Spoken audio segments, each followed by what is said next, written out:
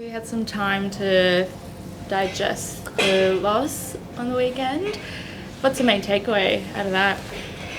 I think we need to be honest and say we didn't start the game well. Obviously, don't like making excuses, but playing 10 men possibly for 60 minutes away in Perth and then the travel, and then not starting the game off well and going down 2-0 made things difficult, and then obviously the send-off made it even tougher after that. So yeah, it was really funny going to the game. You were like, oh, we can't get another red card. Could you believe it when Robbie Mack was sent off?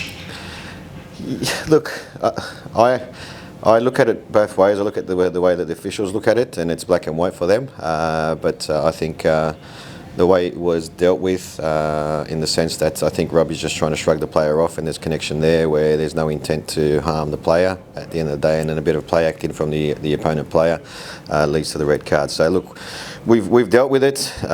It is what it is at the moment. He's got his 1 game suspension. Unfortunately, we won't have Robbie available for a very important game for us, but we take it on the chin and we move on. How big of an out is Robbie this weekend? Yeah, massive. Robbie's been fantastic for us. He's scoring goals. He's making some important runs within the game. Defensively, he's been fantastic for us as well. So it's a huge loss for us, but an opportunity for another player. You lose a couple boys also to the Olyroos, the hyphens, Jake and Jordan. What movement are you going to make there? What changes will you make? And is it an opportunity for other players to step up? Yeah, opportunity for Joel possibly to get game time now. Geordie's away, and we've still got we've got Gubby in there. H has done a fantastic job since he's been in that role, and also Jack's available too for selection. So we've got some players that can fill that void at the moment. Bit of extra excitement being a derby weekend. We all love a derby weekend. Yeah, of course. It's a fantastic game. It's a great sporting event. I think it's great entertainment. Two teams that are striving to finish in a good place at the end of the season. So, but we're playing at home, and we want to entertain our fans and play our brand of football, and at the same time get the result. If the RBB doesn't show up, is that a good thing for you guys? No. Look, for me, I personally feel that it'd be great if they do turn up. I think they add to the atmosphere, and I think it's a great atmosphere. The derby's always been a fantastic atmosphere, and for us, if the RBB being there and our own fans, the Co being there as well, I think it will create a sensational environment. What's the impact of the atmosphere? What does it bring to the players?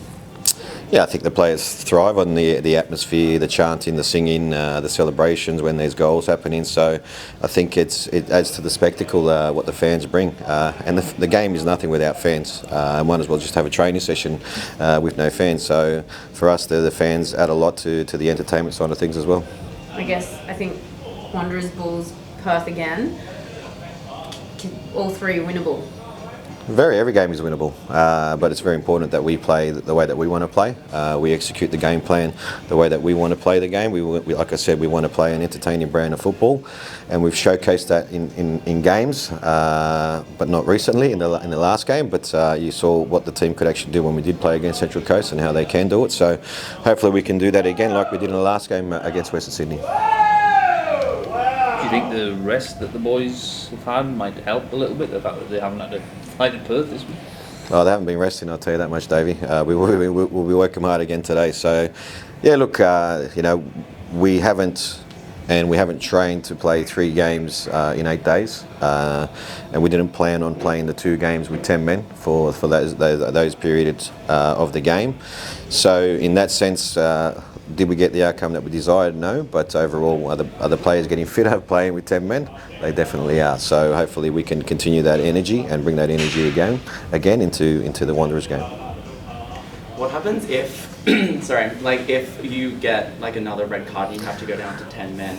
Is that something that you're considering to put into the playing style for this week? Well, we do have a plan if we go down to 10 men. You would have seen against Perth we did a little bit different, and against Newcastle we did a little bit different. So we probably went a little bit more defensive against Perth away from home. Even though we're away from home against Newcastle, I still thought we did well with 10 men. I think we had close to 6% possession of the ball. We created some good moments. So we don't want to go down to 10 men. We want to finish the game with 11, and I think when the game does go down to 10 men, I think it kills the game and kills the atmosphere anyway.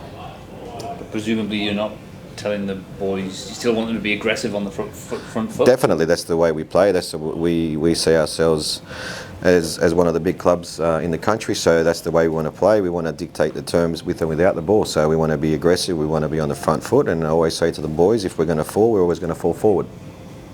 Are you and Marco friends? Do you have any chats before the games, or banned from talking on game week? Or? No, well, Marco's been a friend of mine for close to 30 years. Whilst we played at Sydney together, we were roommates as well. So I know Marco quite well, but definitely no chat before the game.